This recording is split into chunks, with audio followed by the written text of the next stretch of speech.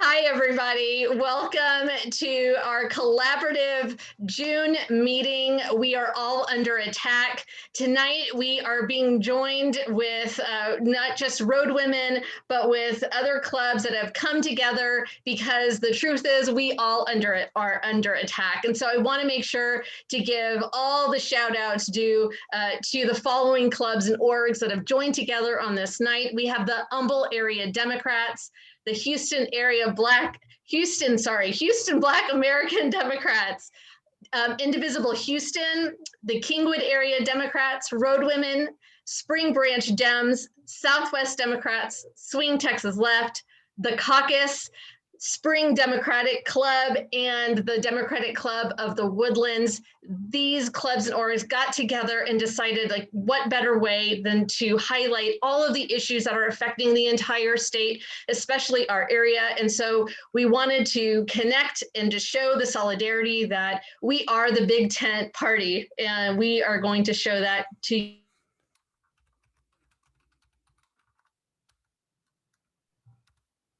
really. Without further ado, I'd like to introduce you to who's muting. I want to know.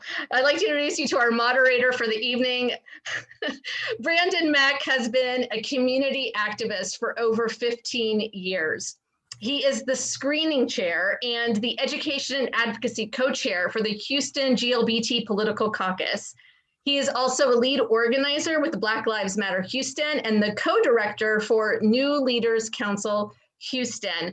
Please help me welcome our moderator for the evening, Mr. Brandon Mack. Good evening, everyone. My name is Brandon Mack, pronouns he, him, his, and I want to first say happy Pride, happy Juneteenth, happy Black Music Appreciation Month, happy to all of us being unapologetically all of our intersections in a world trying to tell us not to. This Texas legislative session has been one of the most brutal in terms of suppressing the rights of marginalized communities. We are all indeed under attack. So tonight we are coming together to talk about this session, what happened, and what can we do collectively to ensure that we all have the right to be and breathe in the state of Texas. The format of this legislative update will be divided into 5 sections. We will have 1 to 2 speakers who will provide background on what happened with respect to these topics, and also to provide an update on where do we go forward on these issues within the special session and forward as a state.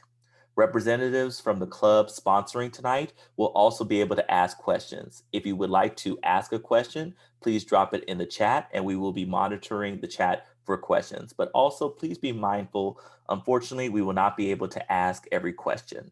Remember, each of these individuals and these officials are elected employees and they work for us. And as such, you have the right to reach out and ask them questions even outside of this forum and club meetings, and we definitely encourage you to do so.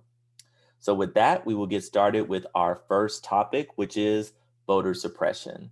I would like to invite Senator Carol Alvarado, who is the state senator for Senate District 6, and Representative John Rosenthal, who is the state representative for House District 135, who will be our speakers for this section. So with Senator Alvarado, I'll start with you first. If you could provide some information with respect to what happened with respect to voter suppression, specifically with SB 7. Well, thanks a lot, and thanks to all the people that are joining. I'm glad to be here with our warriors in the House who took a very bold stand, and we're very grateful for that. And to the Dean who's on the Zoom with us, it's been wonderful to serve with him, to learn from him. If you haven't listened to any of his famous closing speeches when we're debating, you should, because he's been standing up for us on so many things. Listen, this has been a very tough session, as you said, and what we're seeing is a very blatant power grab by Republicans, because they see the demographics, they see how Texas is turning, and this is just kind of a last grab. You are talking about bills that are the most oppressive that this state has seen in half a century. We call it, as y'all know, Jim Crow 2.0. And it's more than just a saying, it is a suppression of voting rights. When you talk about limiting hours that people can go vote on Sundays, we know what they're doing. When you talk about limiting local government entities like Harris County, who put in place a bipartisan initiative, we know what they're doing. And people don't know that the 23 initiatives that Harris County put in place, the Republican Party was part of that decision making. And then the Secretary of State said that Texas had a safe and secure election. Maybe she said that so well that that's why she got the boot. But here we are, the Texas Democrats in the Senate debated until 6:30 in the morning, which is another problem. To take this bill up in the middle of the night, Saturday of Memorial Weekend, when most people aren't watching, that was, I think, something that didn't sit well with many of us, but we knew that we had to debate it as much as we could. And then, of course, a big applause go to the House Democrats who were able to break quorum. In the Senate, we were ready. We were ready to filibuster because that bill was not going to come up. The conference report was not going to come up until Sunday afternoon, about 2:30. And we knew that filibustering was something within our reach. We were prepared to do so. Everybody was in unity in that. And then they suspended the rules to bring it up a lot earlier than what it was supposed to have been. So we put our best foot forward, and we know that this summer we're probably going to get called back again. And the governor has threatened to veto part of the budget that oversees our legislative salaries. And I'm sure most of us aren't going to miss that $600 a month. But what we are concerned about is the message it sends to our staff, because they are the ones who we depend on, and it's their salary that would be impacted the most. And to put this out there as a threat is really a very mean tactic that I don't think I've ever seen. I don't know, maybe the dean can weigh in. Maybe he's seen something like that happen before, but it's really mean-spirited. And everything we've seen when it relates to election bills or abortion bills or other things that you're going to hear about tonight, mean-spirited. We had 51,000 people that died because of COVID. We had a grid system that failed us.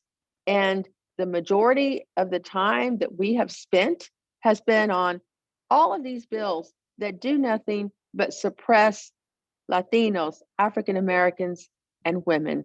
So we're ready to continue the fight, whether it's next month or sometime later in the summer or the fall.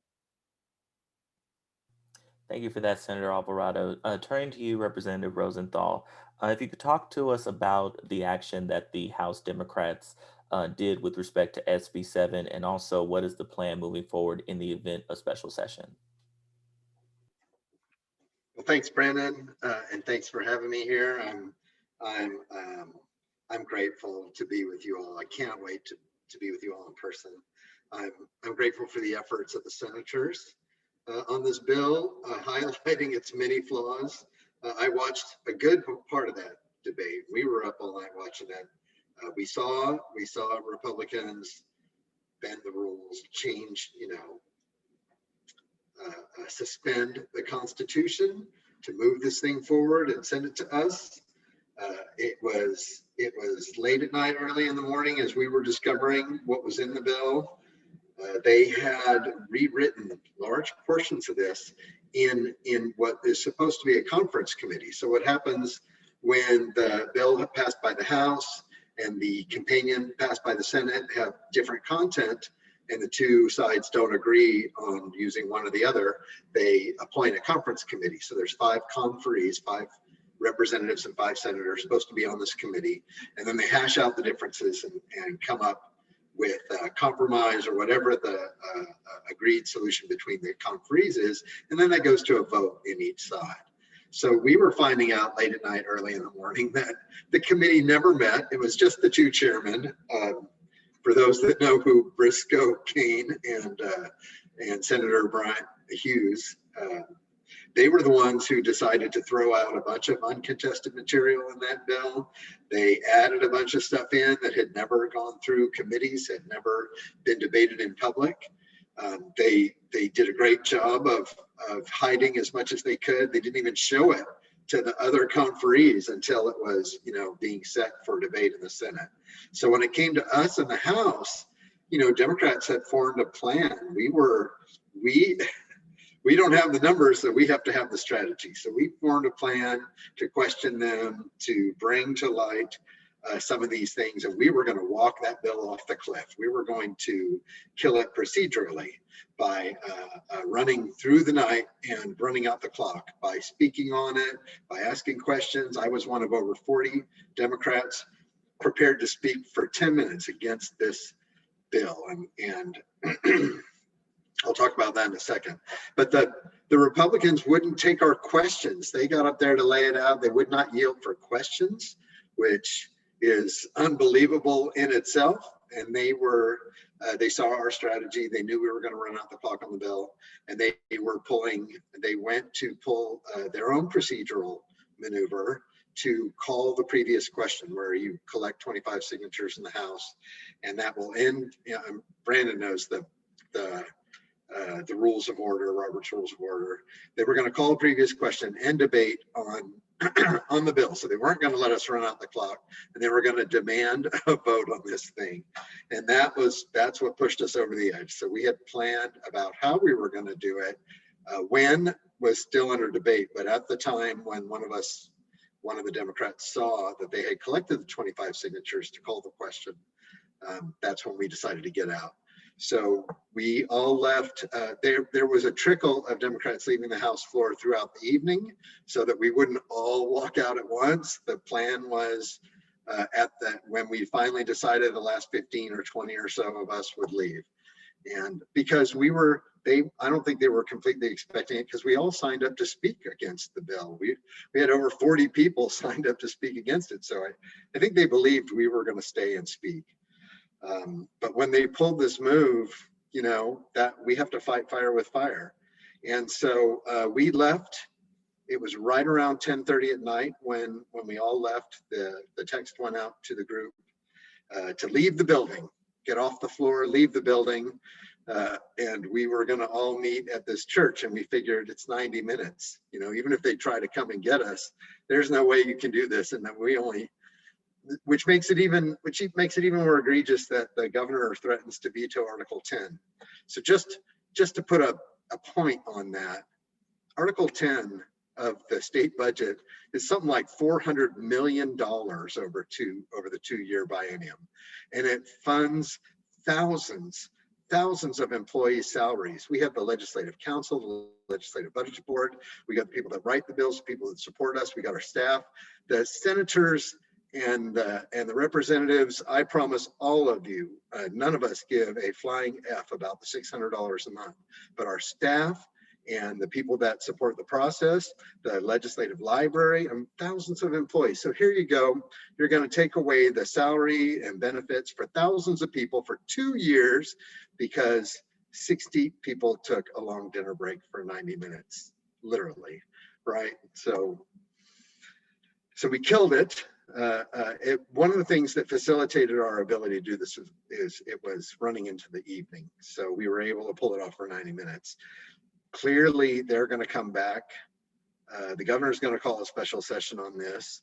There are egregious parts that they had added to this bill that are not getting enough airplay. So besides limiting hours, besides changing how we decide voting locations are, besides introducing penalties on volunteers, threatening to put volunteers that run polling places into jail, that's suppression, that's intimidation. On top of all of that, there's a provision that allows a judge to turn over the election without any evidence of voter fraud. And my friends, that is the end of our constitutional republic. When the results of elections don't matter, your system of government is dead. So that's what we're fighting against, y'all. And no matter what they bring or what they call, we're going to shine the light of day on it, expose it to the public. I'll say this later in the call to action. We're going to ask y'all to show up at the Capitol and let them know we're watching and we won't stand for it.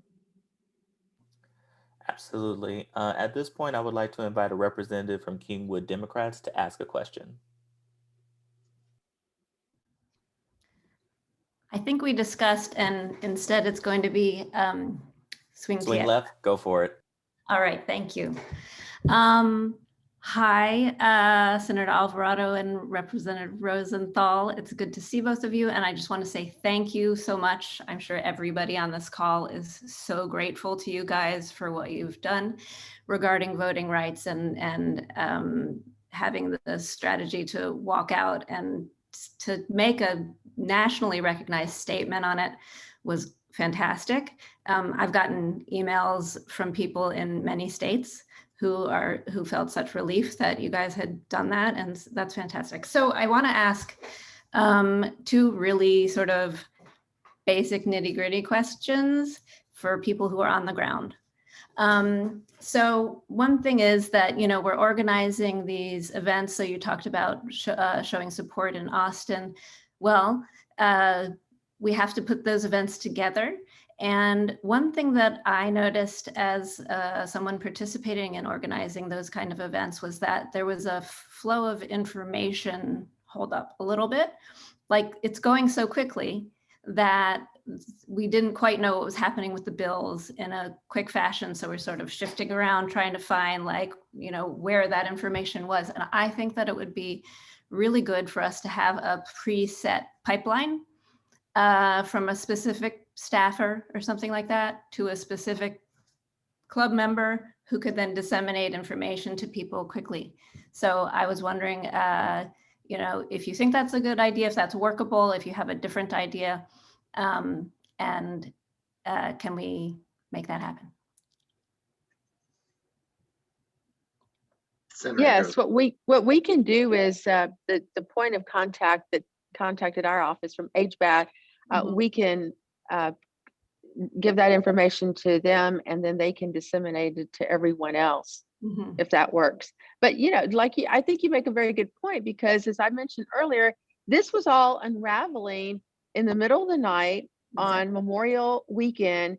And even those of us that are there in the body, senators, didn't get to see the updated conference committee report side by side. That didn't get turned in, the final copy, until Saturday afternoon. There was one Democrat, Senator Beverly Powell, on that conference committee, and she was never consulted with. So again, everything about this has been in such a non-transparent way. We know that this was targeting Harris County. Not once did the chair come and talk to any of us from Harris County, myself, the dean, or Senator Miles. And I do want to give a little shout out to, I know Camille's on here, but Senator Miles cannot be with us. He had a death in his extended family, but he was a warrior too with us. So we'll make sure that we get any latest information about the bills and movement as soon as we get it out to your groups. Fantastic, thank you.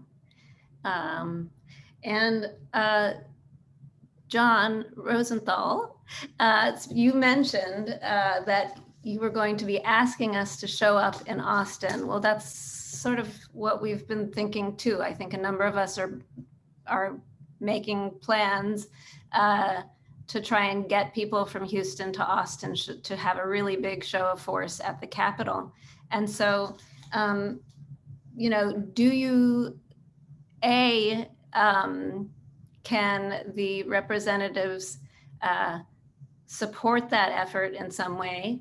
And B, are there other things that we can be doing to help with the bill once the session gets going? Absolutely. So there ain't no power like the power of the people, right? So when I say show up, the first opportunity to do this is when these bills are heard in committee. So if we have a special session, the process starts all over, and the bills will be referred to committee. And as soon as that happens, then you can start putting heat on the committee members with emails, with phone calls to their offices, tie up their staff, let them know that you're watching. And then as soon as the thing is scheduled for a hearing, that may also happen on short notice, because these committee chairs are just barely, if even, following the rules. They'll suspend the rules to run these things early. They'll call us into session to do a vote to suspend the rules so that you don't have to wait the appropriate amount of time before after posting bill to hear it in the committee. So we have to be ready on short notice to show up, flood the committee rooms, sign up to testify. If you can't show up in person, you can drop cards. You can sign up for or against bills. Do all the things, and then what we can do to support you is we can try our best to let you know as soon as we find out that these things are happening. We can, my office will be open to you, where I'm hoping that all the Democratic activists are vaccinated. We are, my staff is. So I'm happy to host folks. I know a bunch of other reps will too. So and we're hoping to get buses, I gotta say. So maybe that can make you comfortable and provide space for you to operate out of, and definitely everything that we can do. It's got to be all hands on for this. Thank you so much, Swing Left, for your questions. And also thank you so much to Senator Alvarado and Senator Rosenthal for speaking with us about voter suppression. I definitely wanted to remind everyone to please keep an eye on the chat. Our various clubs and organizations will be providing information, as well as the representatives and senators will also be providing information on how to contact them. Next, we will move to our next issue and our next section on attacks on the transgender community. For this section, we would like to invite Representative Ann Johnson to speak about the various bills that we had in the Texas Legislature that were attacking our transgender family. Representative Johnson, you have the floor. Thank you so much, Brandon. And it is an honor to be with all of you. I love seeing the number of participants that are on this call, the diversity on this call, not only in who we are, but geographically from across Harris County, and the interest in what has happened this session. Thank you, because it is because of you on this call that I was able to be in Austin, and I was proud to be the 6th individual to join our LGBTQAI+ caucus as a member of our community. I'm proud that Representative Penny Shaw also joined our caucus, and we have other allies who are part of that caucus. But in a decade, we have gone from having one representative of our community to now having 6. And that has made a significant difference, because it means that as we are spread out on committees with these some 7,000 bills that are getting filed, you have somebody on different areas where we see groups like Texas Family Values, that whenever we had legislation trying to advance our interests, they would come up and testify against it. And so to be able to sit on that dais, be able to ask questions and talk about the manner in which they were publicly speaking and suggesting that who we are as gay or lesbian individuals is somehow criminal or harmful is something that you can't undo any child that is watching this process and the harm that is done. And so while we were trying to make advancements, I'm so proud that we had a number of hearings on bills to advance protections. However, they do not pass, and they did not pass again on party lines. But it wasn't just their defeating legislation that we were offering to support our community, but it was the attacks that were being made. And for some reason, in this particular session, Republicans determined that they would get political value out of attacking trans children. And so what we saw were a number of bills that were offered attempting to prevent families from seeking medical care to ensure that those children and those families who understand exactly who that child is and the life that is authentic and healthy for them to seek medical treatment immediately. And they attempted to ban that care. I am proud that those pieces of legislation were shut down in such a way that they did not get brought to the floor. But we did see Senate Bill 29, And Senate Bill 29 was what they are calling some kind of protection for women in sports. And that's bogus. And we know that that's bogus because when the bill author came up and was asked, hey, what are you trying to deal with here? Well, tell me where the numbers are of trans individuals who are taking scholarships or competing against women and somehow some unfair advantage. And they said, well, I don't really know of any. We saw parents, we saw trans children that came up to testify about how hard it is to be in high school to start with, much less not be allowed to participate in their community authentically. And then we saw young women that came up and said, no, don't do this for me because this has nothing to do with me. And we recognized, and that was for me, one of the best moments in watching that hearing, is that the future of our state is in good hands because those children rose to the occasion, came out, publicly got on those videos and stood up against that hate and the Republican method of which they were trying to get that legislation through. We saw countless parents, advocates, so many people on this call that were waiting in rooms and offices throughout the night to ensure that they would do just like what you're talking about, flood the hallways and flood those hearings with overwhelming support for our trans children. That legislation did come to the floor. And so I have to thank all of our Democratic colleagues, because just like you heard on voter suppression, it is a team effort when we talk about what's done in the Senate, when we talk about what's done in the House. And it really was a moment of pushing this bill off the proverbial cliff at the end of the night. The gallery was filled with families, advocates, and trans children. And as we got to a point where throughout the day, we had been working to get to not letting that bill pass. And that meant that John Rosenthal had to go up and talk about other bills and delay, and other members had to go up. So if you watch that day, you'd think, what are they doing? It was collectively the entire day ensuring that that bill wouldn't be brought up, because we knew that if that bill was brought up and we took to the mic, that the only people that would be harmed are trans children. And so we not only killed the bill, but we stopped the debate and we stopped the hate. We immediately saw Lieutenant Governor Dan Patrick turn around and say, we should call a special session to bring this back. And so while we know that we are going back in a special session for redistricting, the threat of voter suppression and what they're trying to do to our budget, it is my fear that, again, politically, Republicans will believe that they have some advantage in attacking trans children. And so this is additional fight that will probably come up. And we are grateful for your support, and you have our commitment from all of us in the Democratic Party that we will do everything that we can, again, to protect these children, stop that hate, and end the debate. Thank you so much for the fight that you put up for us, Representative Johnson, and to all the individuals on this call who also engaged in that fight. A question is with respect to the special session, how likely is it that SB 29 would come up against, back up in that special session? And what is the approach in the event that it does? So again, the Lieutenant Governor has said, hey, bring it back up because this should be a priority. And the governor reminded him, hey, you don't get to make that call, the governor does. And so it's going to be squarely at the feet of Governor Greg Abbott. Does he want to bring back this political division and use children as a political pawn? And I can't give you the answer to that. So far, he has not said he's going to do it, but he also hasn't said he's not.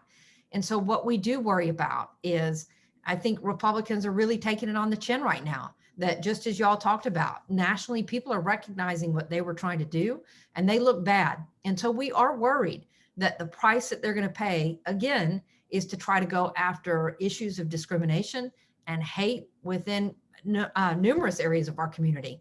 And so if it comes back up again, we'll have to use every tool in our toolbox, but those tools do get limited in special session. So it truly does come down to Governor Greg Abbott and where he thinks his priorities are. He just told us today he thinks we're done with Winter Storm Uri and winterizing. And I know Rosenthal can tell you we didn't do enough. We did something, but we didn't do enough. And so again, we're not getting to the priorities that are good for Texans, for our economic value, for our own lives, but we're getting down to these red meat political issues that probably have more to do with a couple people wanting to run nationally than anything that's being done for good Texas public policy. Definitely agree with you that legislating hate should not be an organizing principle or practice. With that, we will go to a question from a representative from the Houston Black American Democrats.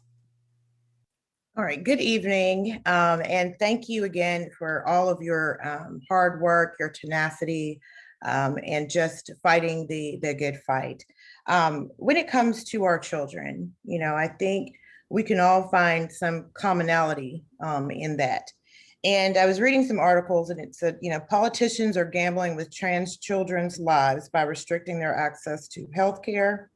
And also that we've seen extreme bills like this that can have been defeated before, but usually in response to public outcry. We've got a number of individuals who participate in a child's life, from the school teacher to a principal to the parent to the bus driver. How can we, as all of those or one of those individuals, help you in the legislature create the public outcry that is needed to protect our trans children? Well, one, I have to give a shout out to so many of you that already came up. And so we had a number of bills that were coming up around our trans youth. And for whatever reason, they felt that that was a comfortable community to attack. And the backlash was significant. There were many days where it was parents, family, children, advocates flooding the hallways, staying there overnight, making sure that they could be heard. And when we defeated the bill and the clock struck midnight, the gallery was filled with members of that community, and there was an audible gasp and cheer that was let out, which is actually really, really rare for the House. But it was clearly an emotional moment for this community to know that for months they had been under attack. And here we were at the last day where it was truly just a sigh of relief for children. And I think that's the thing for those of us that understand. We are talking about children with parents who have the strength and the courage to allow them to be authentic. That is so drastically different from where we have been 10, 20, 30 years ago. So thank goodness that it is the parents, it is the school bus drivers, it is the teachers, it is those coaches who already allow these children to compete and are addressing the issue in a fair way, that these children should never, ever be out for political attack. And so it means every individual who knows those children directly or is an ally of the community to say, this is a line in the sand. You do not gain political points by attacking children simply because their family understands that they are deserving of an authentic life. And the state of Texas and the Republican Party have to be stopped from trying to interfere. In many of the ways we can talk about discrimination tonight, and we are. But for some reason, this is not okay. It is not okay. And I pray that it doesn't come back up as special. But if it does, we're all going to be right back there, and we're not going to stop the fight that we've taken on. And it really, I can't tell you enough about how it was all Democrats. And if you go back and look at that day, everybody on this team knew how important it was to ensure that that vitriol and that hate did not come up on the front and back mic of the floor of the Texas House. And that was truly the Texas House and Texas Democrats that kept that from happening. And I know we'll all do it again. Thank you so much, Representative Ann Johnson, for your amazing words and also for your amazing fight. And we appreciate the dedication you have to our trans family and to all of our communities. Thank you so much for joining us this evening. So next we were going to move to a section related to education, and I will invite Representative Penny Morales-Shaw to offer words on what happened with respect to education and HB 3979. Believe you're still on mute.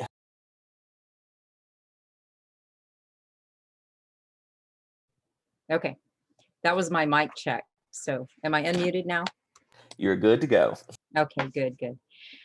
Hello, Brandon, and hello, everyone. It's so good to see so many of you. It's like a reunion. And all of you have, all the bills that we're talking about today have to do with how did we get to this point.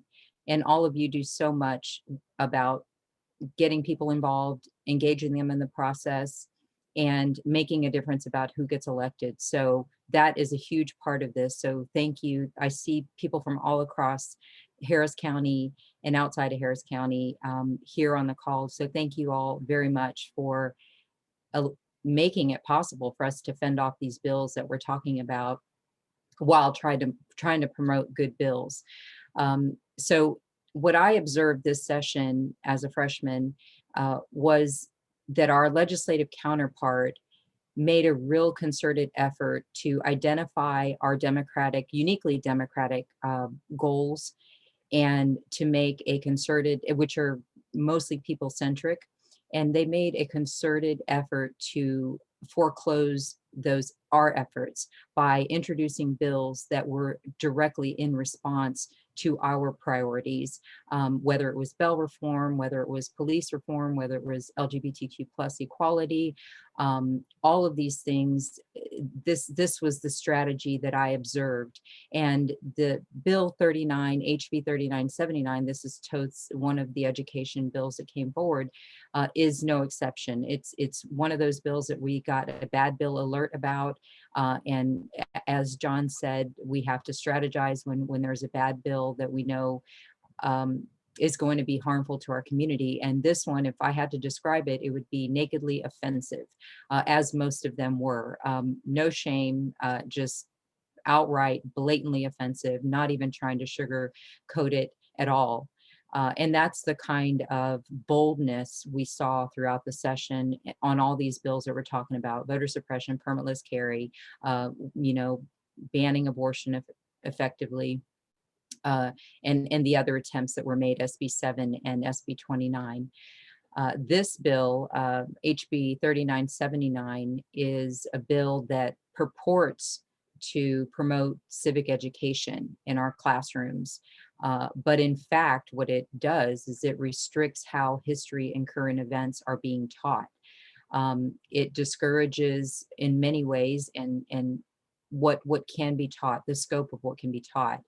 And again, identifying the demographics, the growth in our communities, and also that we are talking about these issues, that we want them to be talked about. We want our history to be known. We want to, get rid of offensive statues and offensive things in our history. We want to add in what's missing in our history books so that we have a complete view, so our students learn early a complete picture of our history, which is fair. Yet this bill is just part of a national effort to limit teaching, limit the teaching of what we call critical race theory. And I think most of you know what that is, but it is an academic discipline that examines how racism has shaped legal and social systems within the United States, and it views race as a social construct. And many of you have heard about this, and this is an effort to basically foreclose the ability to implement that in our schools, in our textbooks. We've seen some of that happening, but this is a direct attack on the ability to do that. Some of the key things that the bill says is that it requires, the bill says a teacher cannot make part of a course a series of race-related concepts, including the ideas that one race or sex is inherently superior to another race or sex, or that someone is inherently racist, sexist, or oppressive based on their race or sex. And this is where it's a direct link to foreclosing critical race theory. The bill also has language that says teachers can't be compelled to discuss current events or controversial topics in any course or subject. So it doesn't matter in any course, they cannot be compelled to teach it. And if they do bring something up, they have to bring up the contending views. So if they were talking about the January 6th insurrection, they'd have to talk about the contending views. It also prohibits, this is a big one, students from receiving credit for engagement in public policy, lobbying, or involvement in the legislation. And we know that there was a lot of effort and there has been a lot of student engagement in the process. It's part of civic engagement. And you can see how just these few points are detrimental. They tie teachers' hands and they limit even what our young people are now able to do. In the name of promoting civic education, it's actually limiting it.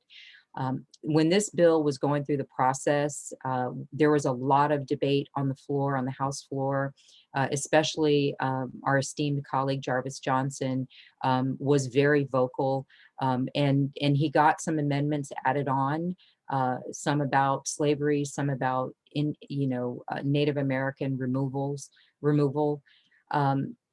But when that went over to the Senate, that was stripped away. And not only was it stripped away, but they also took out language about any people of color and women, believe it or not. That's why I call it nakedly offensive. So it made it worse. And of course, as John said earlier, we create strategy on the floor to try to kill these bills and make them go away and not see the light of day.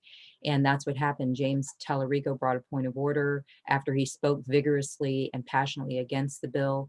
And he did a point of order against the Senate changes to the bill, right? Because, you can find technicalities, and that's what he did. But when it went back to the Senate just said, well, we'll get rid of our changes. And that's a way that they can maneuver and then get it to the governor's desk. So unfortunately, that's awaiting the governor's signature. And I can't think of any reason why he wouldn't want to sign it, because this is part of their priority list, the lieutenant governor, the governor. So we expect that that'll be signed. And so that's what I hope that's a good sort of overview. There's a lot of other details, but that's effectively what 3979 does. And we talked about a lot of action especially for the people on this call who are very action oriented. It's important what the other representatives and senators said about having rallies at the Capitol, coming to testify at committees. Those things are taken very seriously. They're documented, they become record. Those things are really important, but really all of these bills that we have had to endure this session and that will come down and take effect were birthed at the ballot box. That's where they took birth. And so the most important thing is to engage and mobilize voters, because that's the real way we are going to be able to not only stop playing defense all the time, but actually pass bills that will promote equality, inclusion, and fairness in all of our systems, whether it's our, justice system, whether it's our, personal rights, all of these things. So I would just want to add that in. Thank you, Brandon. Thank you so much for that, Representative Morales-Shaw. One question that we had that came in was, shouldn't educators, not legislatures, determine what is taught in school? Absolutely. Absolutely. But again, I didn't mention that, but that's a very good observation. Another very common thread throughout this session was to usurp power, local power, whether it was municipalities, whether it was teachers, and really take it into the hands of the state legislature, specifically our counterpart, and mandate how they would like to see things done. And you'll see that they took so much power away from municipalities with our law enforcement budgets and making such important and critical decisions. But that's part of the theme. And again, the ballot box, that's where it all starts. So it's definitely critical for us to get out there and vote. With that, we will go to a question from a representative from Spring Branch Democrats. Hello, Representative Morales-Shaw. Hello, Otmar. My question is, it's related to the COVID vaccines and COVID pandemic. So my question is, how, as you know, we're in the middle of a pandemic, and the usage of masks in public and in restaurants, especially now that kids got out of school, when it starts going back to school, what do you think about permitting them, or giving an advice to them, hey, telling them, hey, we're gonna go ahead and give you more access to it, or be able to have everybody vaccinated at that time? I mean, I don't know, to clarify a little bit. Sure, sure. Well, so we know what the governor's position is on the masks. And, but again, the superintendents, the school boards, teachers are on the ground, and they know, how kids are doing, what the numbers have been, how the pandemic has affected them, their families, teachers themselves. So I would think that they're the ones who know best about what the local policy should be in schools. So, I mean, I'm attending a seminar soon to hear about a debriefing about what the plan is as far as reopening of schools is in an unhindered way, about the vaccinations as well. I don't know what the number is. I think it's about 50% right now. But I don't know how many students. And of course, the younger ones were the last ones to, students in general and younger children were the last ones to be able to have access. So I don't know what those numbers are, but I do think that the teachers, our local elected school board officials, they should be in every part of the decision-making process so that we can not have an uptick or resurgence of the pandemic. Thank you so much, Representative Morales-Shaw, for Thank you, Oliver. educating us on HB 3979 and also for continuing to fight for public education. Thank you, Brandon. Thank you.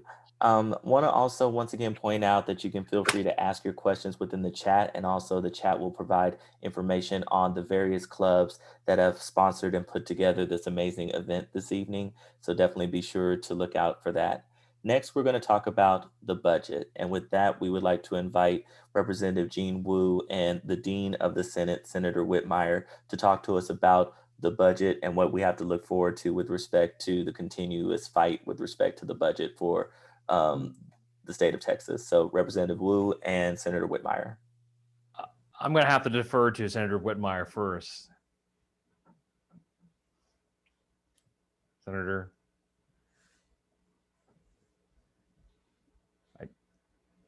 Is he? Okay. All right. Well, I think we just need you to get off mute, and then you'll be ready to go, Senator Whitmire. You're up. You have the floor. Can you hear me? We can hear you, sir. I'm sure Gene feels like I do. We've sat here and listened to the eloquent comments of our colleagues on such emotional issues. It's hard to sit here and not want to jump in. And quite frankly, now we're going to talk about the budget when our emotions are so high on voter suppression, the attack on transgenders and education and all the social issues that, quite frankly, we had to deal with. In reality, by the time the Republicans dealt with all their social, political issues, they had very little time to deal with the people's business, which is the budget, the only thing that we have to pass when we go to Austin. I would have celebrated if we'd have passed the budget and gone home. Texas would be a better state for it, because what you've heard tonight is the experience of the delegation and members of the legislature witnessing a continuation of the November election effort by the Republicans. They saw issues that resonated with their base, often lies, and they were able to maintain control of the House, place a Republican in the Speaker's office, and go forward. And we lived it each and every day. And it was, quite frankly, very painful, having been there longer than anyone, along with Ms. Thompson. Nothing compares with it. Take my word for it. I've seen bad sessions. I've seen walkouts before during the redistricting in 1981. They arrested me downtown and took us back in DPS cars to make a quorum. We've seen it all. Certainly I have. And nothing compares with the hatred, partisan attack on the people of Texas. The budget, we thought, would be a particular challenge, but the Texas economy recovered faster than anyone anticipated. We didn't have the shortfall that had been forecast. We got a lot of federal funding. So quite frankly, where the budget is usually one of the highest priorities, it was just kind of a matter of making the numbers work. There's only 3 Democrats on a 15-member finance committee, Senator West, myself, and Lucio. We had input, but we're still outnumbered. And a little background about the general makeup of the Senate, and it's reflected in our committees, is there's only 13 Democrats. The first thing Patrick did, because we won the San Antonio seat, and we would have had enough members to block all these hateful social issues, he changed the rules. So the day that he changed the rules, it was a true game changer. Most of the stuff we've talked about tonight in the past would have never gotten to the floor. I was there when we had a 2/3 rule, served the people of Texas, made us keep talking till we built a consensus. Then he went to 3/5, 19. Then we got enough with the force win. We were able to have enough to block the 19 3/5. And so in the middle of all this, Carol Alvarado, chair of the Democrat caucus, we had a meeting, a sit down with Patrick, and we challenged him. You put no Democrats on this finance conference committee. You put no Democrats on legislative budget board, which kind of sets the guidelines for the budget. And he just sat there and said, I make no apologies. I ran on a conservative platform and I plan to carry it out. It was very alarming. We saw it right up to the final night on the election suppression. When they put the final bill on our desk at 10 o'clock Saturday night, trust me, the papers, the printing was still warm. We'd had no opportunity to talk to local stakeholders. Quite frankly, we were scrambling to talk to each other. Who's going to filibuster? What are our options? And we ended up being there to 6:30 the next morning. I was very proud of the Democrats. We took the fight to them. We're definitely smarter than they are. We're more passionate than they are. When you change voting hours, it has nothing to do with voter fraud, which we know doesn't exist, with 1 or 2 isolated instances, which are actually being handled by local authorities. So the budget addressed the needs of Texas, a $248 billion budget, $124 billion a year. They still waste millions and millions of dollars on their projects. The border security, they not only spent the $800 million, they added $400 million more for additional state troopers. The border is probably more secure tonight than any time in recent history. We will have a larger crime rate or incidents tonight in Houston than we will along the border. Yes, we've got a humanitarian problem. We have women and children running from their violence that should be handled humanely, but it's not a security issue. The troopers are down there literally tripping over each other. I've seen reports where they're concerned about the troopers having too much time. You go to McAllen and the farm to market roads outside of McAllen, they'll have a trooper at every road. They do not need to be spending $1 billion plus on the border, except it's there again, their political agenda. Most members of finance get to request funding for special needs in their district. I historically, and even again this year, ask it for not just my district, which I will mention something that Jarvis Johnson and our delegation successfully got, but I asked for my projects to be drug and alcohol treatment inside TDCJ. We still are locking up way too many individuals that should not be in TDCJ due to drug, alcohol, and certainly mental health conditions. So that's what I use my request on when I go to the chairman of finance, Nelson, and say, I have a need in the budget. She'll say, well, you're getting your mental health funding, you're getting your drug and alcohol. And I said, well, of course, I appreciate it. It's for the state. But I need 400,000 for Booker T. Washington's magnet school, engineering magnet school. And I'm excited to announce we got 400,000 for Booker T. They're going to do a wind turbine. They're going to have labs. They're going to have community gardens. And it couldn't have been done without the delegation. Armando Wally was on the House Conference Committee, does outstanding work for our community and the people of Texas. But I can't emphasize again how much of our time and effort, even while finance was going on, was fighting these hateful partisan issues that are not a part of state government. I've never seen anything quite like it. My worst fears are they're going to double down during the special. I think Abbott will pull his gimmick and veto Article 10, but that affects not only our employees and state employees, it affects theirs as well.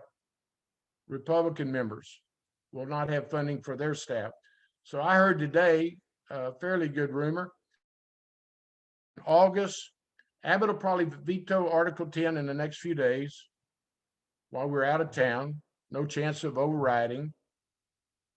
We'll go back in August. They'll be restored. And then they'll keep us there going into September redistricting. Redistricting is something that's just as vital as anything we've talked about tonight. I'm of the opinion they're going to get greedy. I think they'll try to increase their numbers, probably draw their districts too thin. They're after individuals.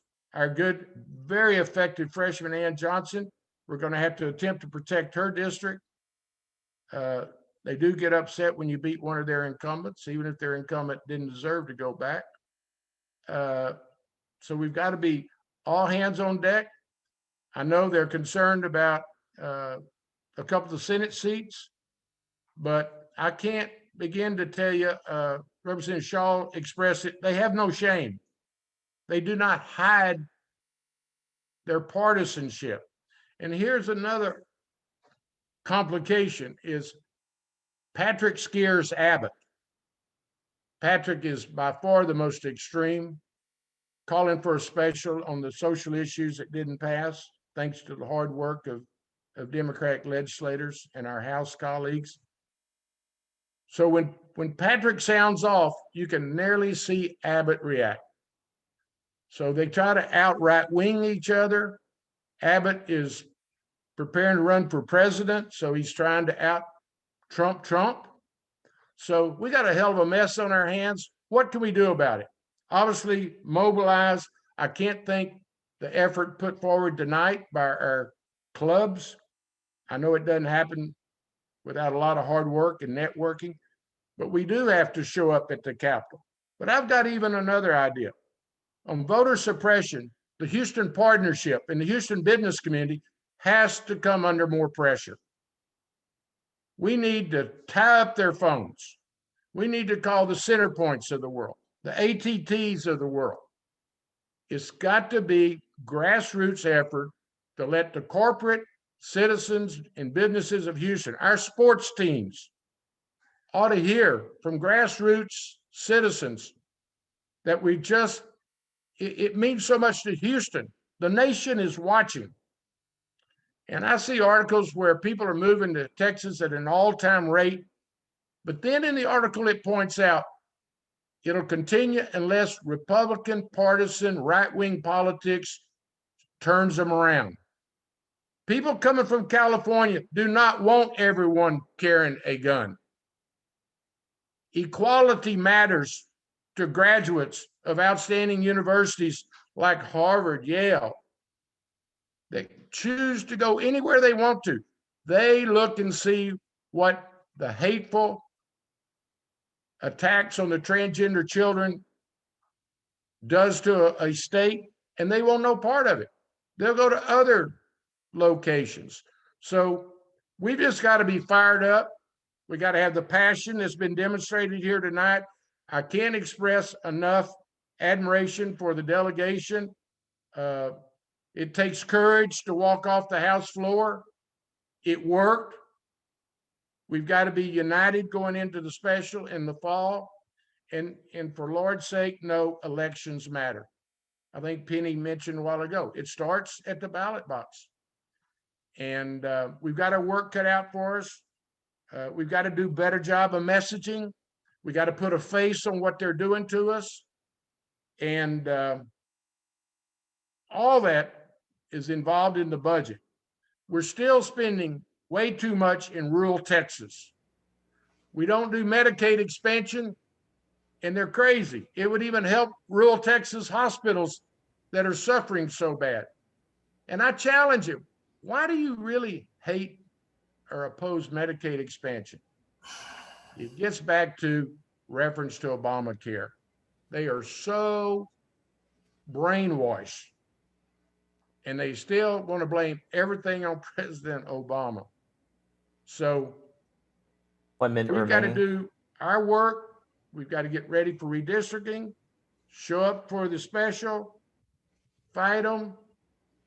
But I really do think it's a good idea to back up our county judge and the mayor who stood up to the partnership, and maybe even do a more forceful job of challenging all the stakeholders in Houston, sports team owners, our university presidents, our neighbors, to let them know voter suppression will damage this state. It will ruin our democracy. It'll turn people away, and they can call it whatever they want. When you start tampering with voting hours and changing Sunday morning hours that our African-American communities regularly use to go vote, it has nothing to do with alleged fraud. It has to do with suppression and making it difficult for Democrats to go vote. I think Carol said it correctly. They're scared. They see the demographics. They see we're fired up. We see we got a president that shows up and works. So thank you for allowing me to participate. I can answer questions about the budget. We maintain our school funding that we started 2 years ago. HISD, quite frankly, is going to get almost $1 billion in federal COVID funding. I think we're going to spend it wisely, not for ongoing costs. I'm concerned about some of the expenditures by the city of Houston with COVID one-time funding, but we'll deal with that at the proper time. But anyway, this delegation hung together. Boris Miles gave some of the more passionate speeches that I've ever heard on the Senate floor. He actually thanked them, the Republicans, for firing up his community by trying to suppress the vote. He closed by saying, it ain't gonna work. You may make us stand in line to 2 o'clock in the morning, but we will vote. Thank you, everybody, for being here, and let's keep up the fight. Gene, thank you for your work and your passion on the House floor. Thank you so much, Senator. And I hope you don't mind if I take it from here. No, please do. So those of you who've heard me talk about the budget before, I've said this time and time again, budget is your policy, budget is your state, budget is your morality. And in fact, Joe Biden, that's actually Joe Biden's quote, that show me your budget and I'll tell you what your morality is. And so you've heard about you've heard Penny Morales-Shaw talk about Toph's bill, talk about the anti-abortion stuff, talk about the anti-trans stuff. All the really super controversial stuff that we dealt with this session was about the Republican primary. This is feeding red meat to the Republican primary because the R's are headed into redistricting as well. And their big concern is they're going to get primaried whenever they redraw the lines. And so they're always being afraid of being flanked from the right. So they're going to pass crazy shit that in years past would have never touched with a 10-foot pole because they have to outright each other to the maximum extreme. But the one thing that they can't screw around on is actually the budget. And the reason is because budget is your policy. Budget is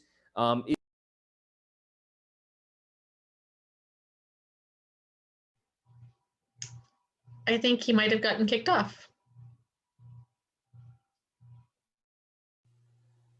Yeah, unfortunately, I do believe that Representative Wu somehow got kicked off.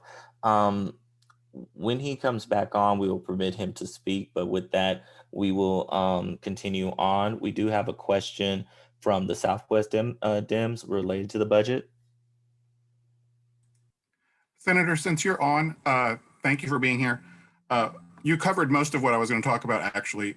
I was just in the Rio Grande Valley and saw the DPS at every other intersection on 77 on the way back. Yeah, 77. But John Rosenthal's talked on it and several others did about Article 10 and the veto of that. How close, and you said you have to come back in August, it seems like, but doesn't that also impact the Texas Legislative Council, which is redistricting? So how is he going to be able to juggle that and the separation of powers that goes with Article 10 vetoing that? Okay, great question. Our fiscal year starts September 1. So the employees are funded up until September when the new budget will kick in. So he will veto, most likely, his threat is, and I believe he'll follow through because it's a political gimmick. He'll veto Article 10, which affects the Legislative Council, the LBB, our staffs. And that cut wouldn't begin until September 1. That's the reason it's very likely he'll call us back in August to restore that funding. The whole idea that the veto was so we would be there. They were playing politics with the breaking of the quorum by the House. So if you're not going to be at work, we'll just cut out your $600 a month and your legislative staff salaries. So they would get us there in August, I believe, to restore it, because it's not realistic they can defund those positions and those hundreds and thousands of staff. Get us there to restore that, then go right into what is expected to be a September special to deal with the census, run it probably through October, maybe even November. The last thing we heard on closing day was they still think, and we'll have to see if they can meet the March primary scheduled elections. So to answer your question is, they may play games and gimmicks, but that's all it is. I believe he vetoes it. It'll be restored in August, and we won't miss a beat going forward in September. That would be my educated guess. Can Thank I you, add to that? Representative Whitmire. We'll go back to Representative Wu. Can you guys hear me? We can hear you. Okay. Sorry. Of course, Murphy's Law, it crashes right when I'm up. So actually on the same note that you guys are talking about, I actually think it'll be interesting to find out. I mean, we didn't need that. It wasn't that hard for Democrats to break quorum. It may not be that hard for Democrats to break quorum again in the House side and Senate side. I kind of want to see what happens. If the governor really wants to play chicken with the legislature, I kind of want to see what happens. Let's see, go ahead and veto Article 10, and we will play hooky when he calls a special session, and we'll see what happens. It's going to be interesting. I've never thought about what the possibility was of a governor vetoing one branch of the government. Once he vetoes it, if we're not around, if we don't pass a budget that fixes Article 10, there is no money for the next fiscal year. There is no legislature. The legislature, there's no staff, there's no lawyers, there's no drafters, there's no researchers, there's no clerks. How do you pass a bill through with no one? So I think, you know what, if the governor wants to play chicken, maybe we should play. And if the governor wants, I mean, and you have a Senate and a lieutenant governor who is looking to embarrass him, right? And like, if you really want to play chicken with a legislature that is looking to embarrass you, game on. You know, some of the stuff on the last day of the legislature, some of that was assisted by the Republicans. In the past, the Speaker of the House would lock the doors, would send send troopers after us. The Speaker didn't do. Unfortunately, I think a similar situation happened with Representative Wu. So first off, thank you, Senator Whitmire, for your words and for all the work that you're doing with respect to the budget and in the Texas legislature. And thank you to Representative Wu. And we will hear from you at the end for our call to action. With that, we're going to move to our next section, which is going to be related to abortion and women's health. And with that, we would like to call on State Representative Sean Theory. Representative Theory, you have the floor. Thank you. Good afternoon, good evening, everyone. I have a slight bit of an allergy and a cold, so bear with me here. So first of all, I'd love to thank everyone that's here, say hello to all of my amazing colleagues. I think we've got some local elected officials here earlier. I think I saw County Attorney Christian Menifee, so I'd like to say hello to him as well, and all of our judges. And of course, all my brothers and sisters in the Text Ledge. And thank you so much to all of you for putting this together. I know you are really the engine for our vehicles. And so thank you for being our boots on the ground. So with respect to abortion, I don't have any good news to report, which you probably already know. On May 5th, 2021, SB 8 was heard in the Texas House. It was laid out. It is essentially the most restrictive bill we have seen with respect to a woman's right to have abortion services within the country. I won't say in the state of Texas, in the country. The bill is dubbed the heartbeat bill, but it is, I want everyone to know it's truly a misnomer. If you go back and you watch some of the amazing video of the layout, Representative Donna Howard, I think, did a 15-minute grilling with the author of the bill back and forth, essentially proving that the science shows that that's not a heartbeat that you hear at 6 weeks. Actually, let me go back a bit. What makes this so restrictive is it bans all abortions essentially after 6 weeks, which is, most of you know, well before most women even know that they are even pregnant. So this is awful. Another thing the bill does, it makes no exceptions in the event of rape or forced pregnancy as a result of incest. There are no exceptions in this bill. The most bizarre, and I would just say absurd aspect of the bill is its enforcement. This is the first time we've seen this in the country.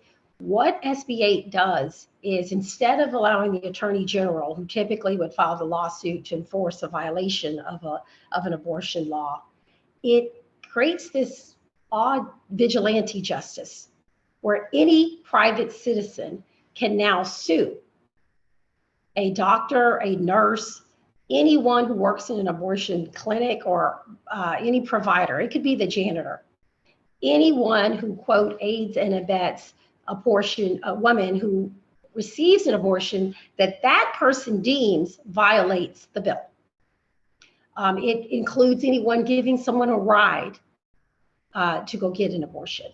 And once again, now mind you, they're going to deem that any sound, any waves that the ultrasound makes is essentially the heartbeat, even though the science tells us that's not the heartbeat at that time.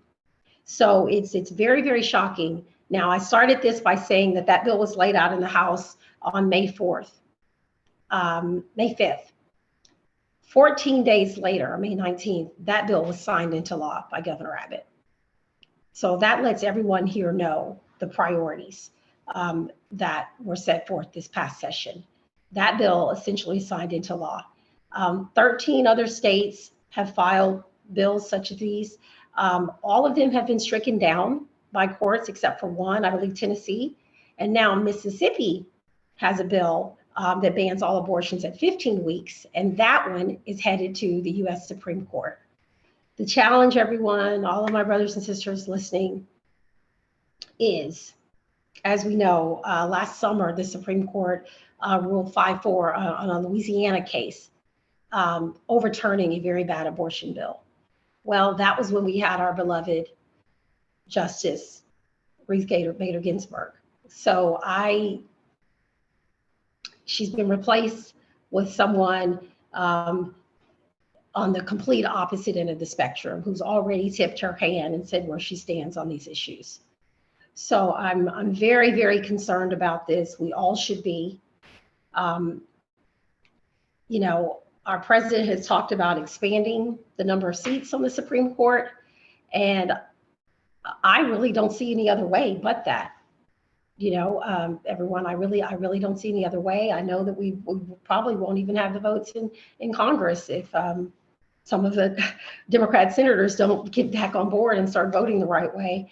So that's where we are on abortion. It was not just that bill. There is another bill I want you all to know about. It didn't make all of the national news, but House Bill 1280, just to give you a little bit more context for where the GOP is on this. And I believe this is all just, it's always been part of the priority, but we are still living in a very Trumponian era. If anyone believes that he's gone away, then they just really need to wake up and smell the coffee. House Bill 1280 is actually on the governor's desk right now. It hasn't been signed, but this is another anticipatory bill. What this bill does is overturn all abortions the second the moment, make it illegal the second the moment that Roe v. Wade is overturned. It doesn't just make them illegal, it creates criminal penalties, second-degree felonies, and in some instances, first-degree felonies. So that one is a bill that's lying in wait. There were over, I believe, about 26 pieces of legislation filed this session to limit or restrict a woman's access to abortion services, many of them with criminal penalties. You know, this is the kind of legislation, as we've seen in the past, that's always been a big talking point and priority. And I think many of my colleagues have mentioned, you know, red meat issues. So that is not going to change. And I really think it's really going to come down to the US Supreme Court and many of our federal courts, again, overturning these pieces of legislation. Oh, by the way, there's also a bill that was filed to say that if a federal court overturns an abortion law, that federal court's ruling is no longer binding.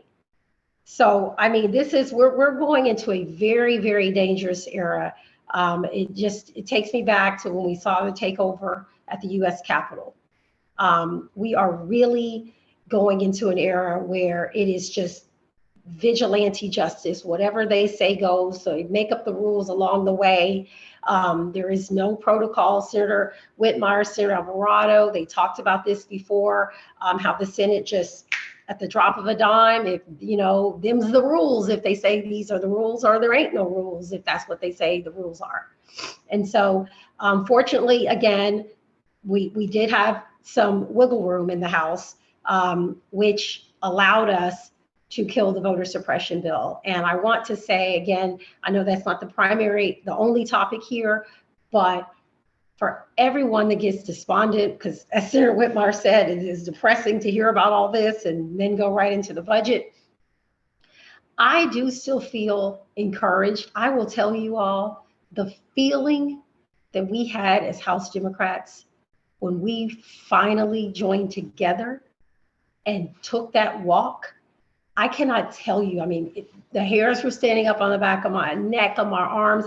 We all had tears in our eyes, but we were cheering. We felt so empowered for the very first time in a long time. We were unified. We were fearless. And with the exception of a few who did not come, but it did not matter. We had the numbers. And so I just want to encourage everyone that although we still need those 9 seats, and let's hope and pray that we do what we got to do to flip the seats, because that's really essentially the only way we can stop these avalanches of bad bills from coming. There's still power in when we are united. And, you know, united we stand, divided we fall. We have to unite. We have to look past personalities and get to the policy and stand together. That night, I will tell you, Representative Rosenthal talked about a little bit about what led up to it. It started early in the morning, our debates about that. And we really were not in lockstep agreement until probably about an hour or two before. And I can tell you, when those of us who, you know, sometimes just kind of, you know, defer to tenure and leadership started speaking up. And then I got to give credit to our Dean of the House for the Democrats, Representative Sophronia Thompson, Ms. T. She gave a riveting narrative when we had a private meeting with the Speaker of the House. The Speaker did come in and speak to the House Democrats. And as Rep. Wu said, he did say, hey, I'm not going to send the DPS after you. If you all feel you have to represent your districts by walking, you know, do what you got to do. And then he said, I will warn you, though, it's going to come back worse. We're going to put, you know, he's heard that there will be bills put on this special session. I think that's something we may have not have talked about completely. Brandon, you mentioned it a little bit in the opening. There was a threat that there are bills that our minds can't even fathom, that we can't even imagine, that they may put forth now as some form of retribution. And you know what? For the first time, we said, maybe, bring it. Let's see. Because we're living in the here and now, right now. And in the past, the House Democrats would have been a little bit shaken in our sandals when we hear that. You know, we always start to quiver and we say, well, you guys, let's pump the brakes. Let's just try to chub. Let's try to talk the bill down. It was clear that was not going to happen. And so it was a new day. And we came forward and we said, you know what? We'll deal with that when we get to there. But right now, we are not going to allow our constituents to be denied the right to vote in a manner in which my ancestors died for. And one good thing that did come out of this, Senator Whitmire, you talked about souls to the polls on Sundays. I don't know if you all have been listening to the chatter, but they've already walked that back. They said that they even went as far as to say it was a typo, that they didn't mean to say that 1 p.m. Was the time. It was 11 a.m. that you couldn't vote before you couldn't early vote before 1 p.m. on the Sunday before Election Day, that perhaps it was a typo and it should be 11. That is a direct result of strong Democrats pushing back and us breaking quorum and the national attention, the international attention this has received. And so, Rep. Wu, you took the words right out of my mouth. I'm not too worried about some of this part about, you know, well, if they cut the budgets, well, I mean, it might not matter if we're not there. Who's to say? Who's to say what's going to happen? And because we're really being pushed, our backs are being pushed up against a wall here. And so we don't have a lot to gain if each special session is going to be limited to these things outside of redistricting. So I'm open for questions. I will tell you, as a staunch advocate of women's health, our maternal health, and our rights to choose what works best for our bodies, the bill that passed is sweeping. It's overwhelming. It is the most restrictive bill in the country right now. Thank you, Representative Theory. We will go to a representative from ROADwomen with a question. Hi, Representative Theory. Thanks for so much for being here. Hi, Kat. Hi, so good to see you. It's been a long time. I actually have a question from longtime ROADwoman and amazing activist who's probably, there's only a few people I could think of that are busier than she is. Martha Hebel, she sits on our advisory board, but she, along with someone who was just recently featured, I think, on CBS, Poppy Northcutt, if you saw that, that article, they are both clinic escorts. And so that is something that it came front and center for them. But Martha asks, she's really concerned that she can be sued by anyone. So will this egregious law essentially end abortion in Texas? And also, who determines if the fetus is 6 weeks old? And how is this information going to be disseminated? And who will see it? Well, that's what's so murky about it, Kat. It's really not a 6-week rule. It's a, quote, detection of a heartbeat rule, which they're claiming they're basically saying any of the sound waves that you would hear that the machine begins to pick up right around 6 weeks is sufficient for them to say, well, it's illegal at this point. So to answer the original question, yes, she can be sued. And not only that, she can be sued by anyone outside of the state of Texas. It does not have to be a Texas resident. Anyone in this country has standing. Now, what's so interesting about that, everyone, is think about this. Now, this is the party that in all other instances limits your ability to file a lawsuit. This is the party of tort reform. This would be the most litigious piece of litigation we've seen in decades from the Republican Party. So it is bizarre that it would be open to anyone. So yes, anyone that escorted someone, it's so overbroad that anyone who even talked to someone and maybe said, well, maybe this is the best situation for you, given that you've been raped. If somehow that information got back to another person, that person could file that lawsuit and sue that person for $10,000. We don't know where that magic number came from, what it's based on, but I do know about 67 attorneys have written letters opposing this. It is downright absurd. So yes, unfortunately, all of us, anyone who makes a donation, they're even looking at it to see if it includes people who make a donation to, for example, Planned Parenthood, because they could go back and trace that back and say, well, essentially that aided and abetted an abortion that was performed in violation of Senate Bill 8. So therefore, you're on the hook now. So it is, there's no end to who it could affect. There's no HIPAA laws obviously under it. I mean, it opens a woman's healthcare up to anyone in the world.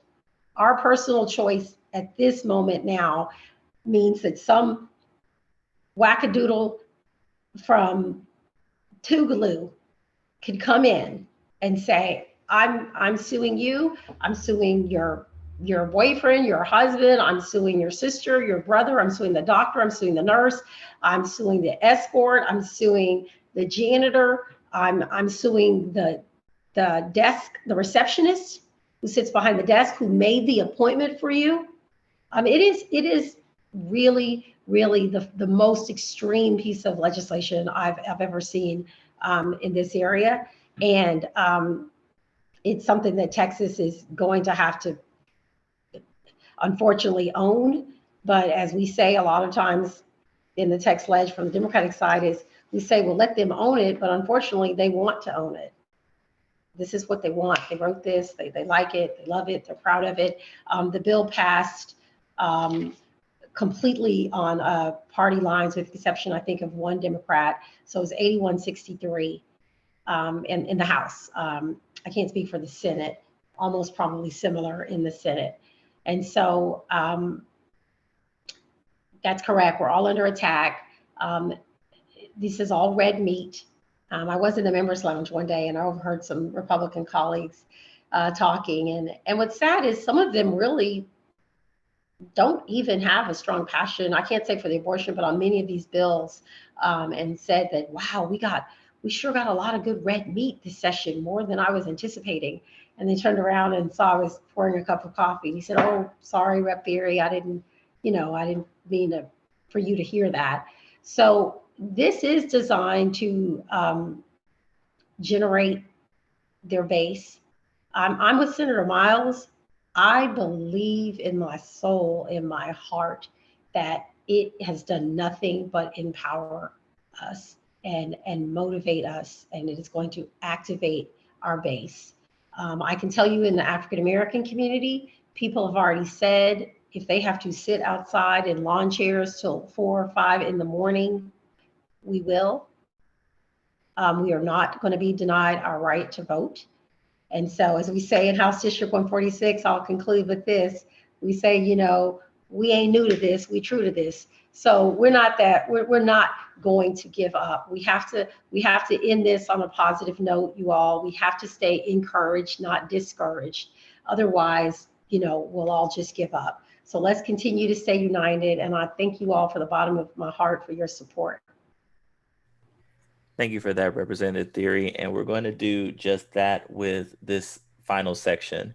Each of our speakers will be given 1 minute and 30 seconds to give us a call to action. As we have all seen this evening, there are so many different issues that attack every single one of us, and we have to be united if we're all going to seek justice, if we're all going to have our rights, if we're all going to be attended to by our legislature. So with that, we will start with Representative Ann Johnson. Thank you, Brandon. Again, this has been a great night to be with you all. We appreciate your involvement. We know how tough that this is going to be going forward. And let me say, you've gotten a glimpse into all of the social issues that have come up, but we don't take this lightly. And so when you think about the governor cutting the budget, that is salaries, health insurance, benefits for people that make the legislative body work. And I know that each of us understand how important that is. The challenge here is that it is Governor Abbott who may be the one to say that those families, their income, their health benefits are the ones that he finds acceptable as a hostage that he is willing to have shot. And what do we get for that? Voter suppression and our democracy. This is an impossible position for us to be in. And it's the kind of battle that we have been in this entire session. And so please know that if this plays out the way that we think it could, that we will do everything to fight for every individual, understanding how important it is that not only your democracy is preserved, but that your legislative body is there to help every citizen in the state of Texas. But it's going to take y'all stepping up and outcrying about an act that the governor may do, which effectively creates his own partisan monarchy. It will be an unexpected and extreme moment. And so thank you for staying involved. As Senator Whitmire said, put pressure on people that can put pressure on him, because he's not listening to those of us. So thank you all. Thank you, Representative Johnson. Next, we will go to Representative Morales-Shaw. Thank you, Brandon. And thank all of you for your constant and devoted engagement to the process, to the democratic process, to the people. We have redistricting coming up, so please be involved. I was just looking up the meeting dates for Houston. They're July 13th and the 17th. Those are our dates for our regional meetings for redistricting at the Capitol. But you can attend by Zoom. It's super important to be engaged in that process. And in the special session, Jane brought up a very good question. How do you get play-by-play action? I would say reach out to our offices and give them your contact information so that when these things are happening leading up to it, we can text key people if you want to be part of that, and we will do that, and we'll keep you in the loop, because it is important to stay on top of it and to stay involved. And again, I would just repeat, all of this was birthed at the ballot box, and you've all been doing it. And I'm just going to emphasize again, there can be no greater work than to engage and mobilize voters and to educate them.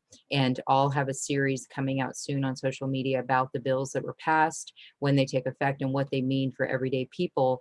And I pray that I won't have to do that for SB 7 or any new form of it that comes up. But in any event, everyone in the community needs to know what these bills do. So that's what I have to add. Thank you all. And it was awesome seeing each of you. Thank you, Representative Morales-Shaw. Next, we will go to Representative Rosenthal. Thanks, Brandon. And thank you all for being here. And I wish we could all be walking around in a room, hugging each other. Hopefully that's soon. My call is much like Penny's. This starts at the ballot box. We need to win us some elections, bring us some help in the Texas State Legislature. But until that happens, we got to bring the pressure. We got to bring the voice. I saw Rebecca Schupa made a comment in the chat about having busloads of people to come to Austin. Y'all bring it. Bring it to the committee rooms, bring it to the representatives and the senators' offices. You know, when we come out with the lists of businesses to call, bring it to them too. We need everybody's voices in this together. And I'll just say thank you so much. And we need to work on this together. Bring your heart, bring your soul, bring your love. Just bring it. Thank you, Representative Rosenthal. Representative Theory. Hi, I just want to say thank you. That's it. Thank you, everyone. And just stay, as Rep. Rosenthal said, you know, when you bring it, let's just stay uplifted. Try to find our common ground. We are in a unique place, in a unique time, I believe, as Democrats. And I think we have an opportunity, if we stay united, to really break some ground. We are dealing with huge opposition, as you know, so we don't have time for us to be divided. So together we thrive. Thank you so much. I want to say a thank you also to Representative Jean Wu, and as well as to State Senator Carol Alvarado for joining us. And with that, I'll end with the Dean, John Whitmire.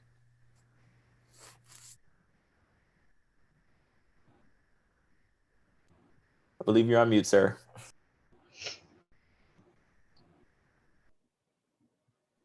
What I was saying is we've got to stay fired up. We're on the right side of history. Our neighborhoods and voters agree with us. So we've got to spread our message, put pressure on the other side, and let me emphasize before I get off, protect our delegation. Rosenthal already has an announced opponent. We've got to protect Representative Rosenthal and Ann Johnson and Shaw. Everyone that is having the courage to fight the people's fight, we need to support. You win elections in between elections. We can't wait till the election season of 2022. We've got to be working and organizing as we talk. This effort tonight is so encouraging. I don't know that I've ever seen anything quite this broad in recent years, but the collaboration, the sharing of ideas, firing up the respective communities, and let's don't forget any of our communities. In fact, let's reach out to disenchanted Republicans. I know for a fact that suburban housewives, and quite frankly, the Heights housewives that might vote Republican, not sure why they do it. I'm not even sure why anybody would vote Republican these days, but the guns scare them. They're afraid to take their children to school.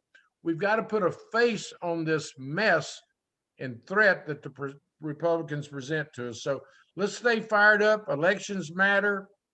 And thank you for having us tonight. It's actually got me pretty fired up. Thank you very much. Definitely glad to hear that. So I want to leave us all with this notion. The reason why we came together tonight is because, once again, we are all under attack. Our hope is that this collaboration shows the possibility for unity and the importance of unity, because it is going to take all of us collectively together to ensure that we are all enfranchised and that we all have our rights. So I leave you with this from Assata Shakur. It is our duty to fight for our freedom. It is our duty to win. We must love each other and support each other. We have nothing to lose but our chains. Thank you, Brandon. Thank you all for joining us this evening. I turn it back over to Kat. Kat, great.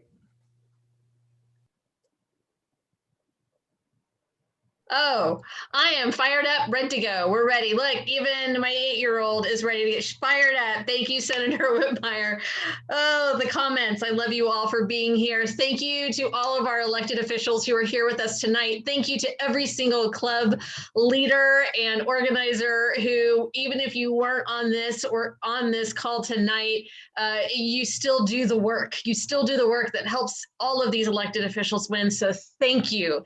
You're all important. And we're still going to be doing really fun things over the summer. So please get connected with your local club or connected with all of the clubs, because they're all doing important things and really fun things. And I think there's a party at someone's house that we're all invited to. So please do get involved, get on their Facebook pages, because whether it's going to a petition signing for all of our candidates for judicial posts, or if it's just to have a good summertime margarita, whatever it is, get connected, because if we stay fired up, then all of these elected officials, all of these amazing people who were on tonight will stay in office. And that's what we need. And then we need to flip those 9 more seats. So from the bottom of my heart and from all of ROADwomen, from every single club leader on here tonight, thank you, elected officials. Thank you, club leaders. Thank you, members and our voters. Thank you so, so much.